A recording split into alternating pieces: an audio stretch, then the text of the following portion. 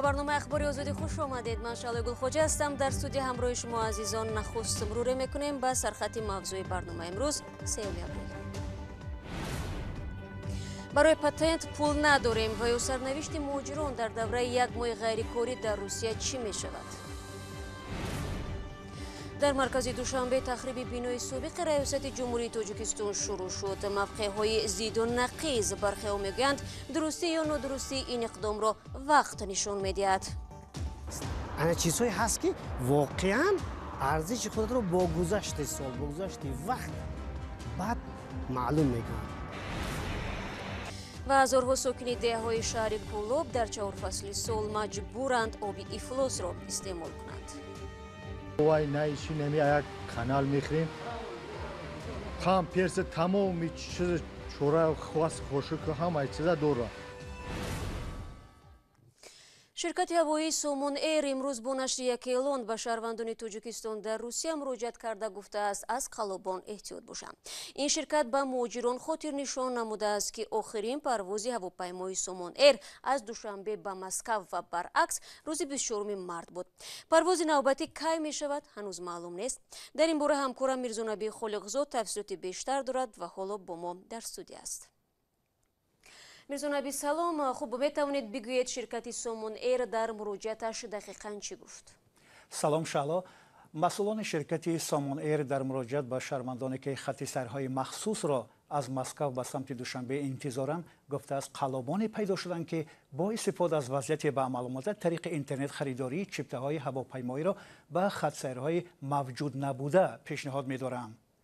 این شرکت ҳушдор داده است که مهاجران هوشیار باشند و به این دام نیفتند. شرکت سومون ایر همزمان یادآور شده است که طبق دستور اگنتی اویاسیون گرجدانی تاجیکستان جهت پیشگیری از پنجشنبه بیماری کرونا ویروس شرکت هواپیمایی سومون ایر از 20 مارس سال روان اجرای خط‌سرهای منتظم بین المللی را از تاجیکستان قطع نمود. سنه‌های 20، 22 و 24 مارس شرکت هواپیمایی 3 خط سیر مخصوص را از دوشنبه به مسکو و از مسکو به دوشنبه اجرا نمود. آید به خط سیرهای مخصوص احتمالی شرکت هواپیمایی قبلا خودش اطلاع می‌دهد. خب طوری می‌بینیم اگر از یک سو بند ماندن مهاجران در روسیه باعث ناراحتی آنها شده باشد، طول یک هفته اخیر باز مسئله دیگر یعنی پرداخت پول پتنت در شرایط کرانتین آنها را نگران کرده است. به ویژه بعد آنکه باز دیروز ولادیمیر پوتین رهبر روسیه روزهای غیرکاری را تا 30 اپریل دراز کرد. آیا در این باره چیزی گفته میتوانید میرزانبی؟ بله شالا دقیقاً، زیرا به فرق از شهروندان روسیه که در این مدت جای کار و معاششان حفظ می شود، مهاجران عملاً بیکار و بی پول میمانند و اینها میگویند که برای سپردن پتنت مبلغ نخواهند داشت. از این خاطر مهاجران خواهش دارند که در این وضعیت مشکلات به نظر گرفته شود.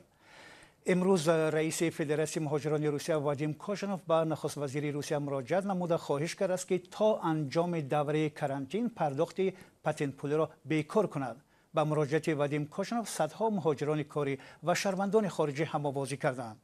وادیم کوژنوف میگوید که مهاجران کاری در حیات اجتماعی روسیه سهمی مهم میگذارند و به بودجه این کشور دقت کنید از حساب آنها 60 میلیارد روبل وارد کرده می شود. این که شوخی نیست. و در مراجعت نامش ذکر کرده است که حالا این مهاجران کاری گروگان چنین وضعیت شده و تا انجام تعطیل اسیر چنین حالت شدند. همه راه‌ها برایشون بسته شده با کمک و دستگیری نیازمند هستند.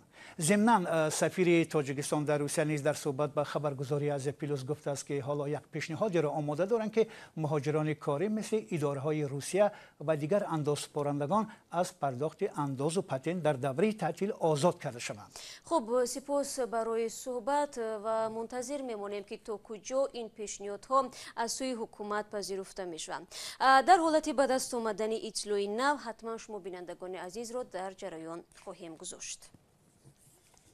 رو میارم به موضوعهای دیگر. در دوشنبه به تخریب بینای پیشینه قصر پرزیدنت که سالهای اخیر در آنجا حکومت پایتخت جایگیر بود شروع کردند.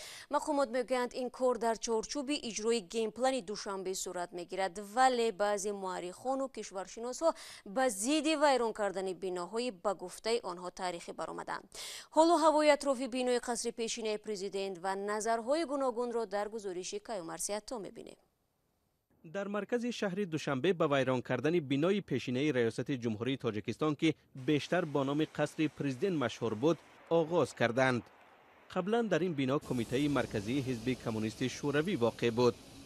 من با طرح گنپلان شناس هستم و قرار است بینای سابق ریاست جمهوری تا بینایی که فعلا در آن شهرداری واقع است تخریب شود. بینای چایخانه راحت نیز باقی میماند. بعضی از ساکنان و مؤرخان و کشورشناسا به ضد ویران کردن بناهای قدیمی در دوشنبه هستند. آنها میگویند که در شهر بناهای کهنه و تاریخی خیلی کم مانده است. غفور شرمتوف محقق تاریخ دوشنبه است و میگوید که عملکرد اخیر مقامات سیمای پایتخت را به طرز تغییر میدهد که دیگر برای سیاحان خارجی جالب نخواهد بود. تا حال تنها چیزی که ما به سیاحان نشان میدادیم این مرکز دوشنبه بود. همکنون مقامات باری گناهی از بین بردن تاریخ شهر ما را بر دوش میگیرند. حلیم سعیدوف آموزگار مکتب میانه رقم 46 از ناحیه ورزاب را در نزد بینای پیشینه ریاست جمهوری واخوردیم. وی میگوید این بنا را از جوانی در یاد دارد و ویران شدنش خاطره ها را نیز از بین میبرد. امروز شهرداران اکنون با فکر و عقیده خودشان موافقی فهمش خودشان بخواهند شهر را باز زیباتر کنند، آبادتر کنند.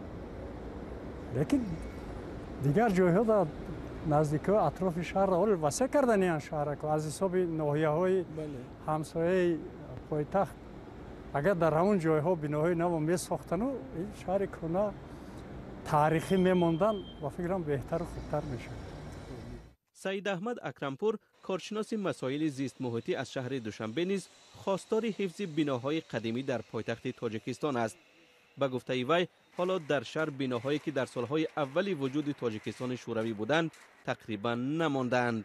مثلا من همین شانه پدری من این ارزشش 35 کپک، ولی برای امروزه برای من فرزند پدرم این از $1000 کمتر نیست. این چیزهایی هست که واقعا ارزش خود رو با گذشت سال، با گذشت وقت بعد معلوم میکنه. در چند سال اخیر موضوع گیم پلن یا بازسازی سیمای شهر دوشنبه به موضوع داغ جامعه تبدیل شده است. منتقدان میگویند این لایحه بازسازی پایتخت تاجیکستان که هنوز در زمان اتحاد شوروی پیشین تهیه شده است بازگوی ارزش‌های ملی و فرهنگی و تاریخی تاجیکان نیست. اما منصبداران و معماران در نوبت خود به این نظرند که تنها 10 بنا را در دوشنبه می شود به عنوان بناهای تاریخی و فرهنگی نگاه داشت. باقی مانده ها به نظر آنها به حیات ساکنان خطر دارند و ظرفیتشان نیز کیها تمام شده است. شما برنامه خبری رادیو озодӣ رو тамошо доред. тоҷикистон аз ҷумлаи кишварҳое боқӣ мемонад ки расман то ин дам ягон мавриди сироятшавии сокинон ба ин бемории ҳамагир яъне коронавирус сабт накардааст. аммо қатъи парвозҳои байналмилалӣ ва нигарониҳо аз хатари густариши COVID-19 дар ҷаҳон меҳмонхонаҳои Душанберо бемеҳмон кард. бархе дарҳои худро баставу бархеи дигар кормандонашонро муваққатан ҷавоб доданд. Амридин Олимов дар Душанбе ин мавзӯъро пайгирӣ кард. ҳилтон яке аз меҳмонхонаҳои бонуфуз ва бузурги Душанбе аз муваққатан қатъ шудани фаъолияти худ хабар дод. ин меҳмонхонаи 5 ситорадор тасмимашро ба паҳншавии коронавирус дар ҷаҳон, қатъ шудани парвозҳо ва коҳиши муштариён рабт дод. ҳилтон эълон накардааст ки фаъолияти худро дигарбора кай аз сар мегирад. қисме аз дигар меҳмонхонаҳо бо 1 ё 2 меҳмон, он ҳам аз хориҷиёне ки дар Тоҷикистон дармонданд, ҳанӯз фаъолият доранд, аммо бо теъдоди хеле маҳдуди кормандон. масъулини меҳмонхонаи Серена, ҳотели дигари 5 ситорадор дар маркази Душанбе мегӯянд, ҳоло онҳо бар зарари худ фаъолият доранд. Туризм – это самая первая отрасль, которая пострадала больше всего. سیاحت از بخش‌های اصلی است که بیشتر از همه ضرر دید. همه خط سیرها بسته شدند و مرز با کشورهای همسایه هم بسته است. سال گذشته در این موسم ما 3 مهمان بودیم، ولی حالا انگشت شمارند. البته از نگاه مالی ما ضرر دیده ایستادیم، ولی به خاطر که کارا حفظ کنیم مهمانخانه کارا ادامه می‌دهد. این مهمانخانه اکثر کارمندانش را به رخصتی پولکی فرستاده است. مأموریت مهمانخانه میگویند آنها تمام چاره‌های ضروری را برای جلوگیری از کرونا ویروس راه اندازی کردند. با زیاد شدن سیاحان در تاجیکستان سالهای اخیر، مهمانخانه‌های تاجیکستان هم سرمشتری بودند. تهدید کرونا ویروس و پنجشوی آن در جهان در برابر دیگر بخش‌های تجارت این مؤسسه‌ها را هم قریب از فعالیت باز ماند. ҳоло меравем ба ҷануби тоҷикистон. сокинони ду деҳаи шаҳри Кӯлоб 10 солаҳост оби поки ошомиданиро надиданд. онҳо мегӯянд дар фасли баҳор аз оби борон истифода мекунанд, дар мавсимҳои дигар оби гилин менӯшанд. мақомот хароҷоти кашонидани об ба деҳотро миллионҳо сомонӣ ҳисоб карданд ва ҳанӯз маълум нест ки ташналабии мардуми инҷо кай ба поён мерасад. маҳмуҷон раҳматзода дар ин бора гузориш дорад. این رودخانه یگانه منبع تامین بیش از 4000 ساکن دهه‌های شهری کلوب با آب نوشابه است. هرچند در 4 فصل سال هیچگاه آب رودخانه صاف نیست. از نبود منبع دیگر ساکنان همین آب افلاس را استعمال میکنند. ساکنان دهه میرنشین و کل میگویند 30 سال باز آب پاک ندارند. در این قشلوق نه اوای نه ایشی نمی یک کانال میخریم. هم پیرس تمام چیز چوره خواست خوشک همه چیز داره. بوشکودا میگیم یک هفته میمونیم صاف میشوه بعد او استعمال میگن درونش کرما میزنه همه چیز خیلی چوکنیم اکا. ساکنان میگویند آب افلاس برای باشندگان دهه منبع زیادی بیماری ها است. کودکان اکثر وقت منتظر تکشین شدن آب نمیمونند. تا مکتبه اصلی برای نمی کودکا هستی در تابستان نهایش کم درد میشوه ما بسیار تنقصی میکشیم در اون روی کودکا که بسیار او میروند دمی اصلی یعنی تو تشین میشه که خیلی گلک شایم جبورک میگیره میخره. این بسته های مکتوب و مراجعت ساکنان به مقامات دولتی است. عرض ساکنان از رئیس شهر کلوب تا به مجلس ملی رفته است. اما تلاش ساکنان تا حال نتیجه نداده است. این هم پاسخ یکی از مراجعت ساکنان است. با مبلغ گذاری بانک آسیای رشد انشاءات های آب تامین کنی جمعیت دهات دهنه دههای کل کمر گلزه چینور یخزچیان کل کل میرپا با بحرستان از نسازی کرده شده اهالی با آب نوشابه تامین کرده میشه. لایحه تغییریابی اقلیم در حوزه 5 را بانک آسیای رشد در ناحیه وسطی و کلوب سرپرستی میکرد. 2 سال پیش کاری لایحه انجام شده است. ساکنان همان آب پاک نوشابه ندارند. از آن جمله در کولوب $700,000 آمریکایی جدا شده است برای این لایحه اوجه کارش تمام شدگی 2018 سال و این سال 2020 ما حالا هم آب نوشابه نداریم.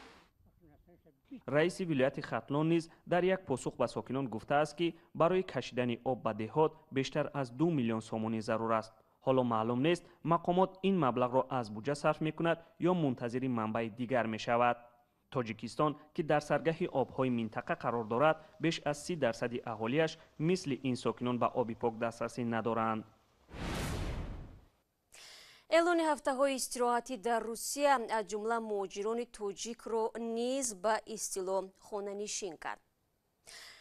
Фаррухи Маҳмадалӣ яке аз онҳост.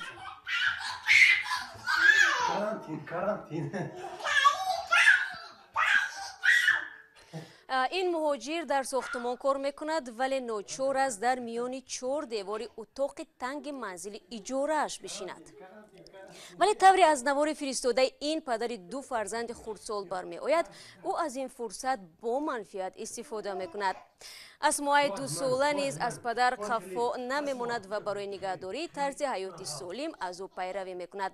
ضمناً فروخ محمدعلی چنین مشق اویلوی پر از شور و شوق را به دیگران نیز توصیه می‌دهد. شما هم میتوانید بینندگان عزیز نوارهای جالب خود را به عنوان ما بفرستید. اینجا برنامه اخبار امروز را به پایان میرسانم. تا ملاقات بعدی در هفته نو بینندگان عزیز شما میتوانید شبانه روزی خبر تازه را از وبسایت رادیو آزادی بخونید. اگر میخواد گزارش‌های روز و جالب را تماشا کنید پس به آزادی ویدیو بروید. برایتان در روز آینده استراحت خوب میخواهم تا هفته نو. خدا نگهدار.